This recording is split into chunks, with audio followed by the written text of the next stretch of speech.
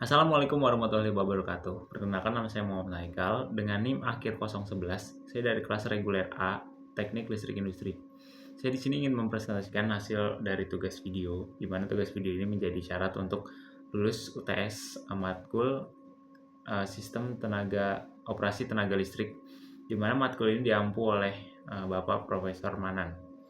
Baik, yang pertama adalah video pertama, yaitu tentang generator. Jadi sederhananya, generator itu adalah alat yang mengubah energi gerak atau energi mekanik menjadi energi listrik. Proses ini bekerja berdasarkan prinsip induksi elektromagnetik sesuai dengan hukum Faraday. Nah, makanya setiap kali ada gerakan magnet melewati kumparan, maka akan timbul arus listrik. Jadi kenapa listrik AC itu lebih banyak dipakai? Jadi dulu ada sempat generator DC, tapi sekarang kebanyakan generator di dunia menggunakan arus bolak-balik atau AC. Alasannya sangat simpel, karena listrik AC bisa diubah tegangannya dengan mudah menggunakan transformator. Dengan begitu, listrik bisa dikirim ke jarak jauh tanpa banyak kehilangan energi atau jauh lebih efisien daripada listrik DC. Seperti itu. Jadi untuk cara kerjanya, generator memiliki dua bagian utama. Yang pertama yaitu rotor dan kedua ada stator. Untuk rotor sendiri itu adalah bagian dari generator yang berputar. Jadi fungsi dari rotor itu sendiri adalah untuk menghasilkan medan magnet. Nah, yang kedua adalah stator. Jadi stator ini adalah bagian yang diam dalam sebuah generator. Untuk fungsinya sendiri, medan magnet memotong kumparan di stator, dan disitulah arus listrik mulai terbentuk. Jadi arus inilah yang akhirnya kita gunakan untuk kebutuhan listrik sehari-hari. Lalu untuk sumber energi listrik, generator ini bisa digerakkan oleh berbagai sumber energi listrik. Yang paling umum masih dari bahan bakar fosil seperti batu bara dan gas alam.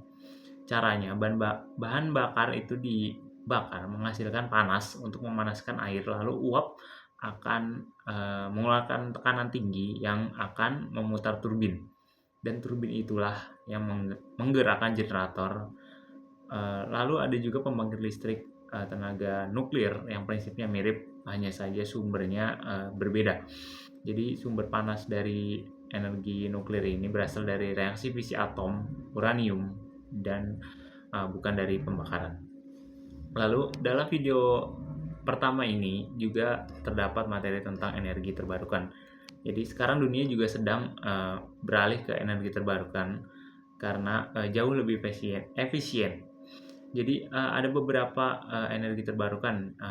Salah satu contohnya adalah tenaga air, lalu ada tenaga angin, dan juga ada tenaga surya.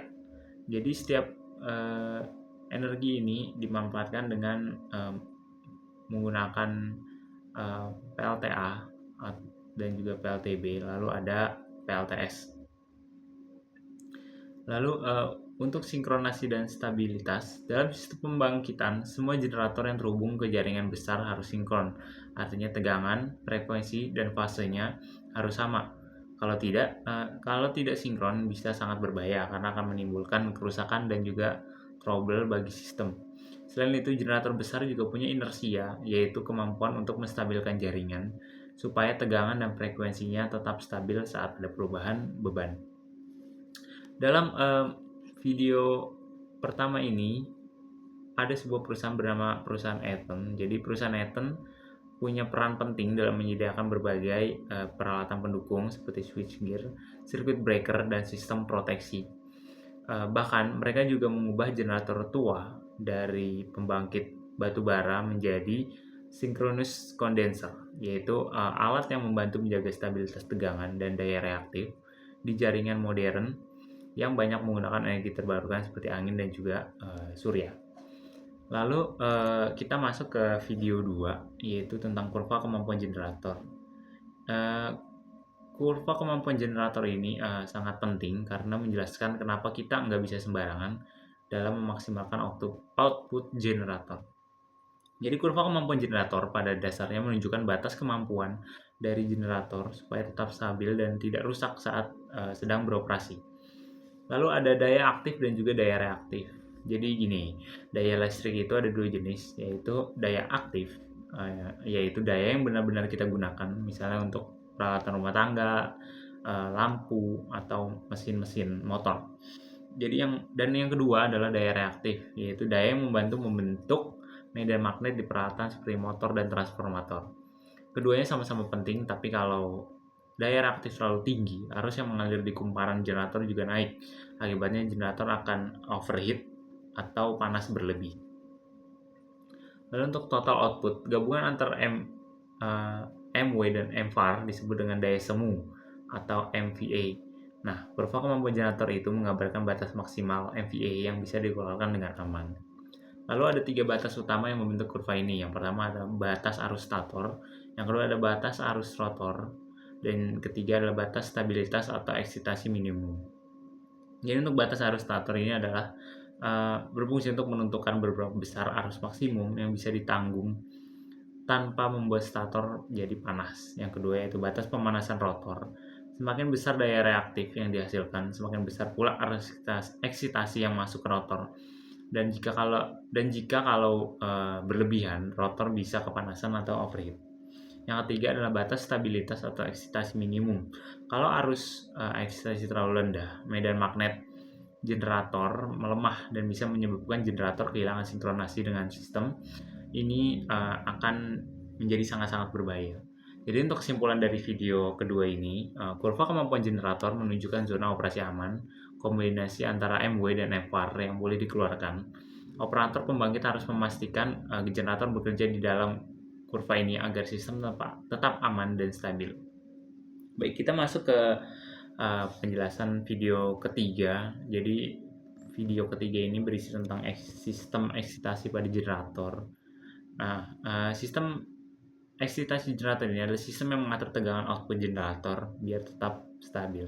Jadi untuk fungsi utamanya sendiri, sistem eksitasi adalah mengontrol besar kecilnya arus eksitasi DC yang dikirim ke rotor. Kalau arus ini yang dinaikkan, medan magnet jadi lebih kuat dan tegangan listrik yang dihasilkan di stator juga ikut naik.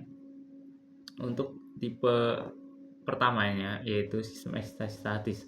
Pada sistem ini arus AC dari trafo atau bus generator disuplai ke rectifier untuk diubah jadi DC. Arus DC ini disalurkan ke rotor lewat collector rings dan brushes. Tegangan DC-nya dikontrol oleh alat bernama Field Voltage Regulator atau FVR yang bekerja otomatis untuk menyesuaikan arus eksitasi agar tegangan tetap stabil sesuai set point yang ditentukan operator.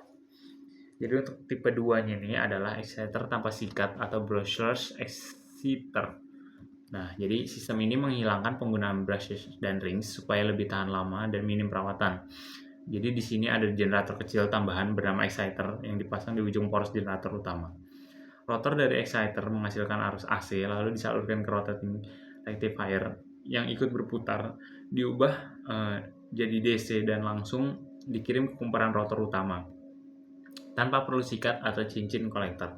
FVR ini tetap berfungsi di sistem ini, yaitu mengatur medan magnet di stator exciter agar arus DC-nya masuk ke rotor utama tetap stabil. Nah, jadi itulah rangkuman dari video ketiga.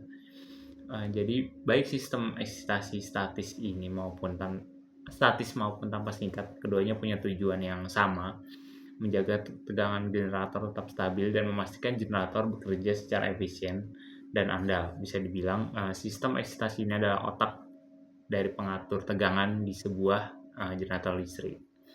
Jadi itu adalah presentasi tugas video dari saya. Mohon maaf jika ada kesalahan. Terima kasih. Sampai bertemu kembali.